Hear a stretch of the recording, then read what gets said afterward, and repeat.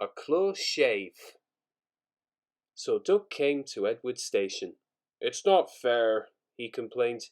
"Diesel has made the Fat Controller and all the engines think I'm horrid." Edward smiled.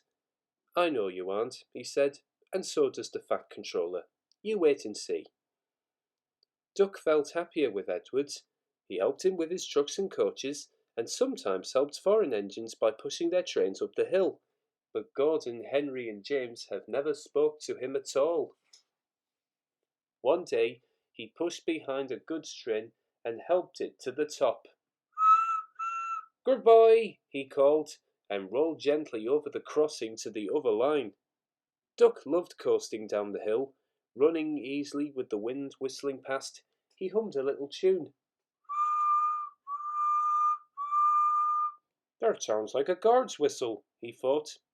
"But we haven't a guard." His driver heard it too and looked back.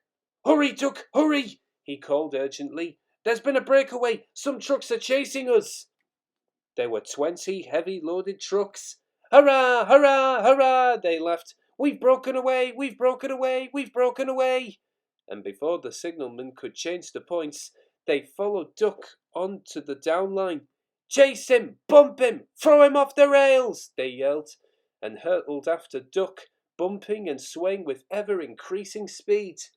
The guard saved Duck, though the trucks had knocked him off his van. He got up and ran behind, blowing his whistle to attract the driver's attention. "Now what?" asked the fireman. "As fast as we can," said the driver grimly. "Then they'll catch us gradually." They raced through Edward Station, whistling furiously, but the trucks caught them with a shuddering jar. The fireman climbed back, and the van brakes came on with a scream. Braking carefully, the driver was gaining control. "Another clear mile and we'll do it," he said. They swept round the bend. "Oh, glory! Look at that!" A passenger train was just pulling out on their line from the station ahead. The driver leapt to his reverser, hard over. Full steam, whistle. "It's up to you now, Duck," he said. Duck put every ounce of weight and steam against the trucks. They felt his strength. "On, on!" they yelled. But Duck was holding them now. "I must stop them! I must!" The station came nearer and nearer. The last coach cleared the platform. "It's too late!" Duck groaned and shut his eyes. He felt a sudden swerve and slid shuddering and groaning along a siding. A barber had set up shop in a wooden shed in the yard. He was shaving a customer. There was a sliding, groaning crash, and part of the wall caved in. The customer jumped nervously, but the barber held him down. "It's only an engine," he said calmly, and went on lathering. "Beg pardon, sir," gasped Duck. "Excuse my intrusion." "No, I won't," said the barber crossly. "You frightened my customers and spoiled my new paint. I'll teach you." And he lathered Duck's face all over.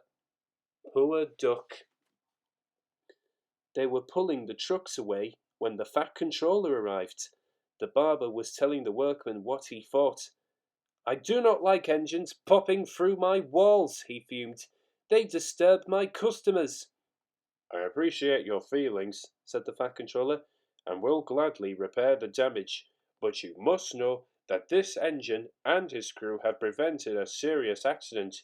You and many others might have been badly hurt." The Fat Controller paused impressively. "It was a very close, shave," he said. "Oh," said the barber. "Oh, excuse me." He ran into his shop and fetched a basin of water and washed Duck's face. "I'm sorry, Duck," he said. "I didn't know you were being a brave engine." "That's all right, sir. I didn't know that either." "You are very brave indeed," said the Fat Controller. "I'm proud of you. I shall tell City of Truro about you next time he comes." "Oh, sir," said Duck, felt happier than he had been for weeks. "And now," said the Fat Controller, "when you are mended, you are coming home." "Home, sir? Do you mean the yard?" "Of course."